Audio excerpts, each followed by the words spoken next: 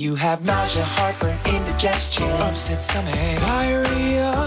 Pepto-Bismol coats and soothes your stomach for fast relief. And now get the same fast relief in a delightful chew with new Pepto-Bismol chews.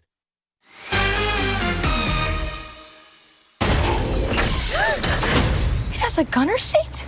The new Ghostbusters movie was supposed to open next month. Happening now. A little boy killed in his home during a drive-by shooting. Now, 3 years later, suspects have been arrested for the murder. What those 4 suspects are facing next. And Texas reporting its highest spike in COVID cases so far, but the governor says we shouldn't be panicking. He has a number of reasons why, and why he says you should wear a mask, but he's not going to mandate it.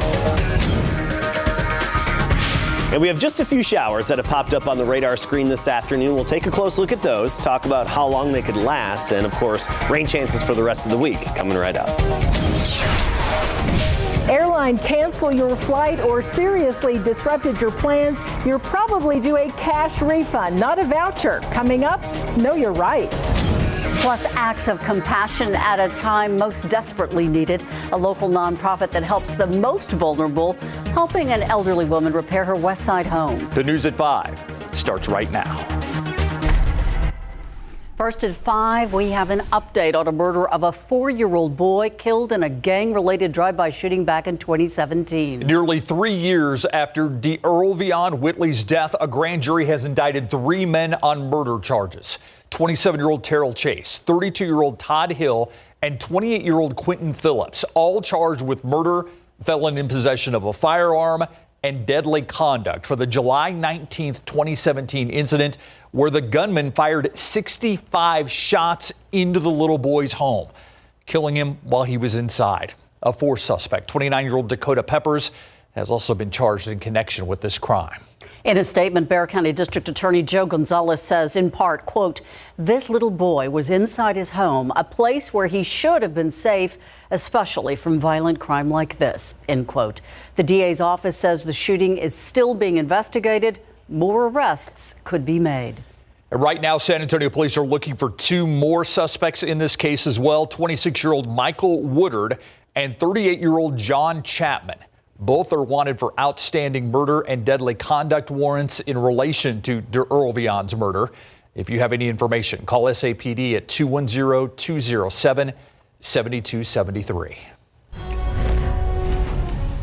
The mayors of 9 of the largest cities in Texas, including San Antonio Mayor Ron Nirenberg, signing off on a letter to Governor Greg Abbott today. They are requesting more power be put in the hands of local officials in enforcing face coverings. It's been a topic of discussion since the start of this pandemic. And in today's letter, the mayors of Houston, Dallas, Austin, Grand Prairie, Arlington, El Paso, Fort Worth, and Plano joining Mayor Ron Nirenberg in that request, saying, quote, a one-size-fits-all approach is not the best option, end quote. The letter goes on to say one of the best ways to keep businesses open and people safe from COVID-19, the wearing of face masks. Yet many people in many of our cities are still refusing to wear these face coverings, even though these coverings are scientifically proven to help prevent the disease from spreading. We should trust local officials, it goes on to say, to make informed choices about health policy. And if mayors are given the opportunity to require face coverings, we believe our cities will be ready to help reduce the spread of this disease, end quote. This letter comes on the same day that the state has seen the biggest spike in cases since the pandemic began. In a news conference today, Governor Greg Abbott listed examples of why these numbers are so high, reasons he says should calm the public's fears. Our Courtney Friedman gives us a rundown along with the governor's reaction to multiple requests that he mandate masks statewide. There are 2,622 new COVID-19 cases in Texas since yesterday, a record spike. That would be a big reason for concern. If, however, you look behind that number and looked into the reason. Governor Greg Abbott spent the majority of his almost hour-long press conference today explaining those reasons. He said hundreds of cases are coming from congregate settings like nursing homes and most commonly jails and prisons. We have completed testing well over a majority of those types of congregate settings.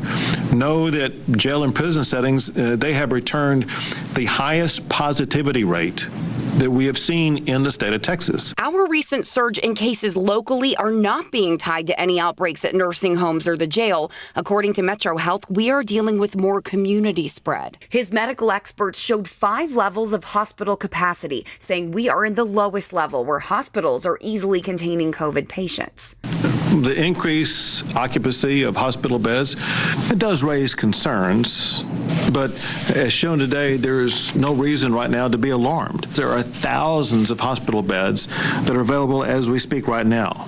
And then there is the ability to surge even more hospital beds if they were ever to be needed. Throughout the speech, the governor mentioned wearing masks as one of the 3 necessary strategies to slowing the spread of COVID-19. He has not, however, mandated them, something Bexar County Judge Nelson Wolf and Mayor Ron Nirenberg have now specifically requested. When asked by a reporter about other local Texas leaders asking the same thing, Abbott said, "Wearing a mask is the best thing to do. Putting people in jail, however, is the wrong approach." A big question we were waiting for the governor to answer is about school. Will kids be able to go back to school in the fall? He says he believes schools will be able to reopen and hopes sports will be allowed, but said a formal announcement will be coming either at the end of this week or next week. Coming up at 6 tonight, Governor Abbott has a message for the younger population, mentioning the big spike of cases in people under 30 years old, specifically mentioning Bexar County. Steve? Thank you, Courtney. New at 5. Some have called it ground zero. You heard the governor just talk about it for coronavirus in San Antonio. Now, Southeast Nursing and Rehabilitation facing a lawsuit over the death of one of its residents from COVID-related causes. The patient's 2 adult children accuse the facility of negligence and gross negligence in the death of their 79-year-old father by failing to use proper safety measures to minimize the chance of catching the disease. The suit also claims that employees told them their father showed no signs of infection until an hour before he died. The lawsuit seeks unspecified monetary damages. Federal records show Southeast Nursing has a problem history of very deficient health inspections. At least 75 residents and 29 workers have tested positive for the coronavirus at that nursing home. If you were planning to attend the annual 4th of July celebration at Woodlawn Lake, well, you're going to have to find something else to do. The city has canceled this year's event, all because of the pandemic. Mayor Ron Nirenberg says by taking the action now, we can preserve next year's celebration. He's also encouraging anyone who does celebrate the 4th of July to practice physical distancing and wear a face covering when that's not possible. New at 5, a woman in the hospital. San Antonio police trying to find the person who put her there. They say she was shot in the parking lot of the Red Roof Inn off I-10 and North WW White Road. Police believe the suspect was in an SUV. They say that person circled around the parking lot, got out, and fired several shots at the woman. She was taken to the hospital in stable condition. No word on a motive. No arrests have been made. A man recovering after he was stabbed in his back by his roommate last night. And happened just before midnight on Hot Wells near South New Braunfels. Police say that 2 roommates were arguing. At one point, one of them stabbed the other in the back with a wooden stick. That person was taken to the hospital in stable condition. It's unclear what the 2 were arguing about, and it's unclear whether any charges will be filed. The supporters of policing reform taking their pleas to the commissioner's court today. Speakers talked about everything from taking money away from the sheriff's office, creating a database for tracking problem law enforcement officers, and just generally speaking about violence at the hands of law enforcement. The comments come after extended periods of demonstrations in the Alamo City and across the country against police brutality. One man saying this is the first time in his lifetime that he actually feels people are listening. They're willing to hear what the public has to say and hopefully apply those ideas in a way that's going to be beneficial to the community at large. The over-policing, police overreach, lack of transparency. There's been a lot of discussion on the city side about the protections afforded to SAPD officers and their ability to appeal their terminations and win back their jobs.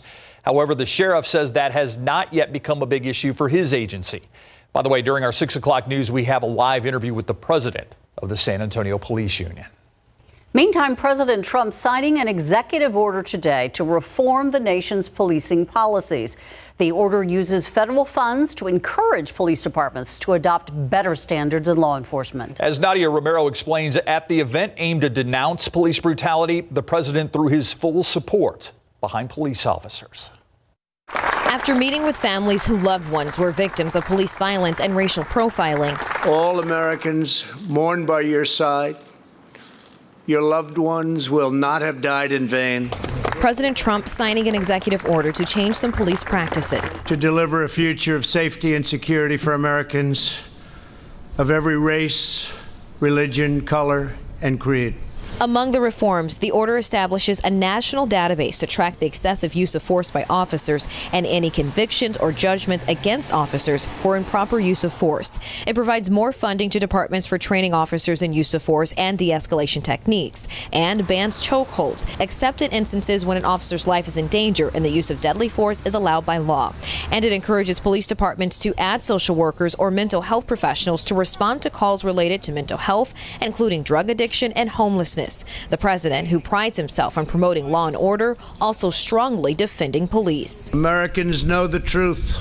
Without police, there is chaos. Without law, there is anarchy. And without safety, there is catastrophe. But some say this action isn't enough. It will not do anything to correct police brutality, which is the real issue. President Trump now punting to Congress to put more police reforms into law. And hopefully they'll all get together and they'll come up with a solution that goes even beyond what we're signing today, but this is a big, big step.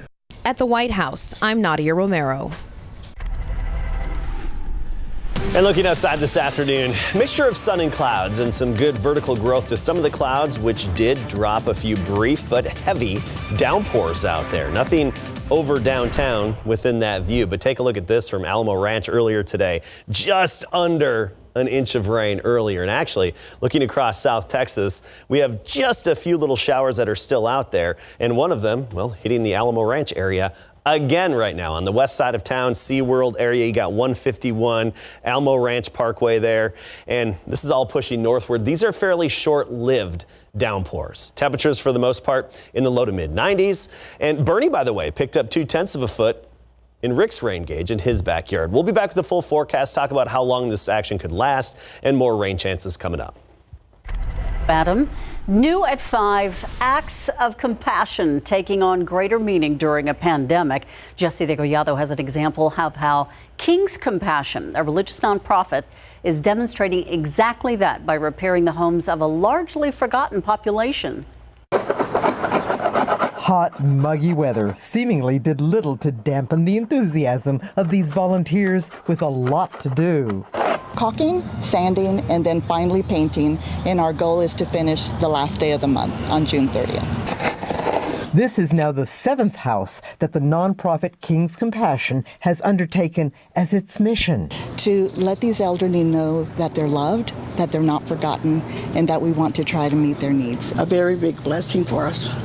Of course, my sister doesn't know anything about it. Her sister and caregiver says the owner of the home suffers from dementia, but to see strangers volunteering to do this. Like the word said, compassion. With such compassion, she says, deserves more than their thanks, but with the pandemic, it's not possible. And you can't even embrace them or hug them or anything because it's not allowed right now. So all I do is pray for them and thank for this blessing. Just part of the faith that we have that the good Lord provides. Jesse Degollado, KSAT 12 News. A blessing indeed. All right, it's no secret the pandemic has messed up a lot of travel plans. If your airline has canceled or disrupted your flight, you don't have to settle for a voucher. We're going to look in at your flight rights after the break.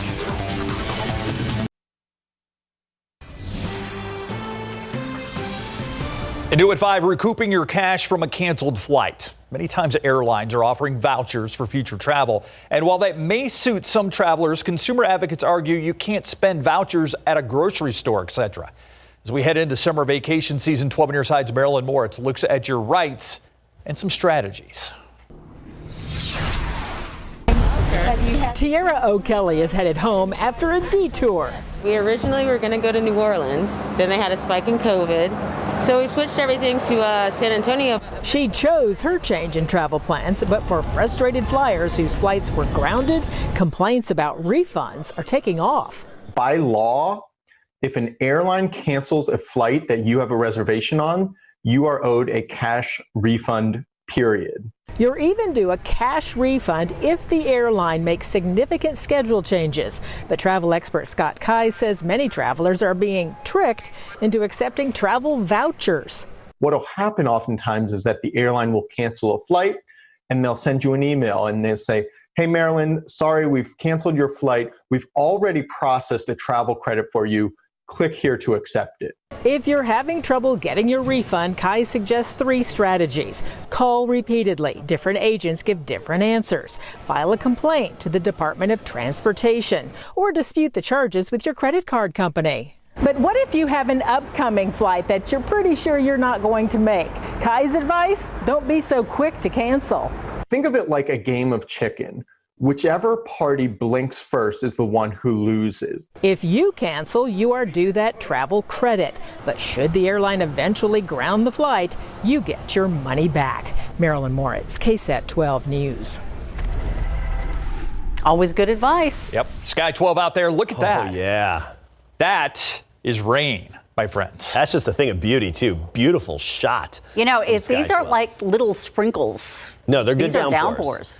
Yeah, exactly. With this tropical moisture in place, they develop into these nice downpours, a little bit of sun, a little bit of rain, and that is one isolated downpour over the west side of town right now. Alamo Ranch, SeaWorld area moving northward, and it looks like this will last a little bit longer. It does have a little bit of a kick to it in terms of heavy rain, so a few folks getting lucky with that rain. And in the days ahead, we still have these isolated rain chances, a 10% chance tomorrow and Thursday and 20 to 30% Friday through the upcoming weekend. All right, let's take a look at how much rain has fallen so far out there. Look at the rainfall estimates, and it's a narrow swath of downpours. One little alleyway right between I-37 and I-35 northward through the west side of San Antonio up into parts of the hill country. Fredericksburg, about an inch estimated.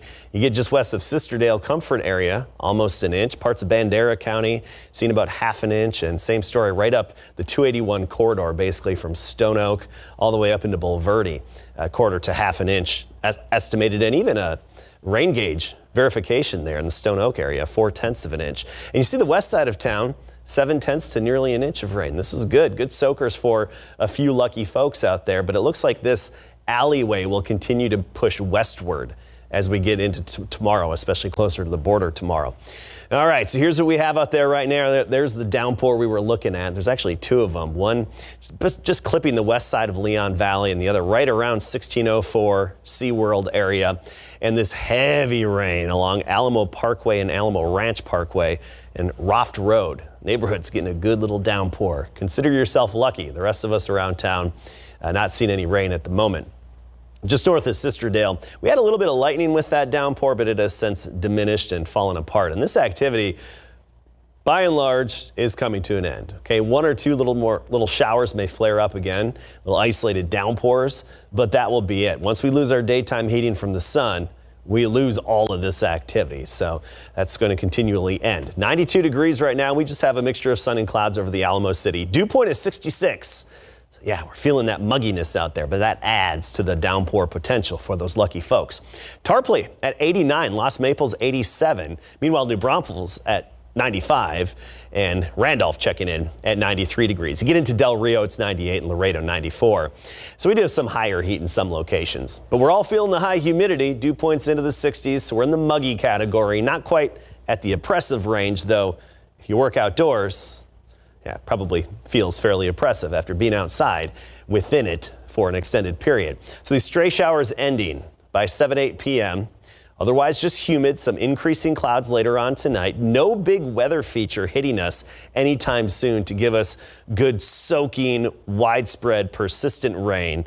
But as we get into the weekend, some elevated chances a little bit. 72 in the morning tomorrow, 93, and it looks like a sunny day tomorrow. Then we get that 10 to 20% chance toward the end of this week and all the way into the weekend, with a slight chance we may be able to bump this into the scattered category by Saturday and Sunday. But right now it's just looking like some more isolated pop-up downpours, and temperatures remaining near average, mostly in the lower 90s. So really, temperatures are pretty seasonable here.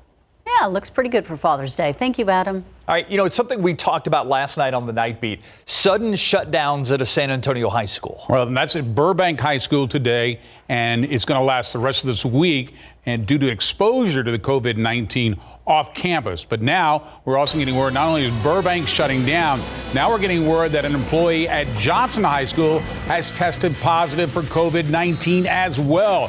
How will that affect their strength and conditioning program coming up?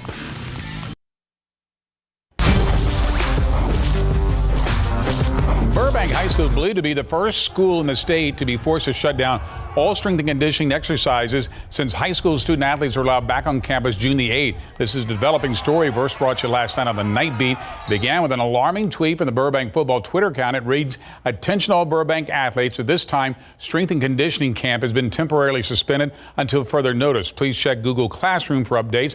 We apologize for the inconvenience. Stay safe." That tweet was deleted about 20 minutes later, but did not before it created a firestorm. According to San Antonio School District spokesman Leslie Price, a tweet went out last night after a coach was exposed to someone he believes has the coronavirus over the weekend away from the school. That coach is now under quarantine. And in a separate incident, a student athlete was also exposed to someone with coronavirus, also not on school grounds. That student did not attend Monday's team activities, and neither has tested positive for COVID-19, nor has any other student athlete or coach at Burbank. Late last night, following our report, a source at the school revealed the coach was on campus Monday, but did not find out until later in the day he'd been exposed to COVID-19. The source assuring us all safety protocols were followed. Out of an abundance of caution, all team activities have been canceled for the rest of the week.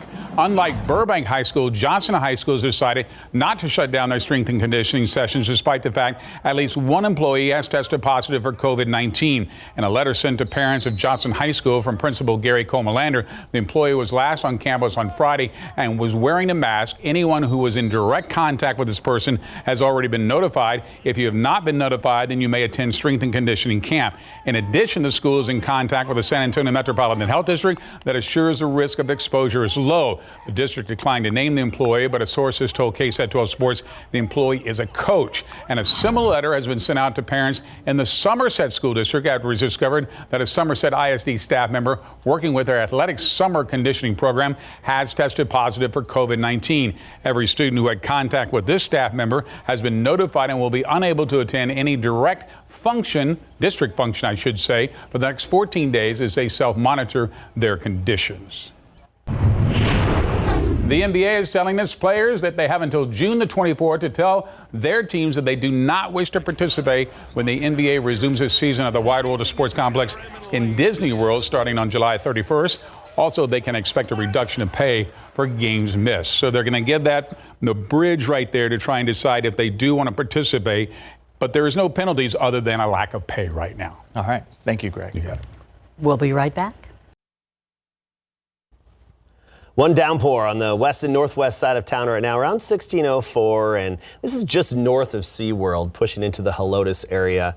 Otherwise, that activity coming to an end this evening. Some more pop-ups in the days ahead.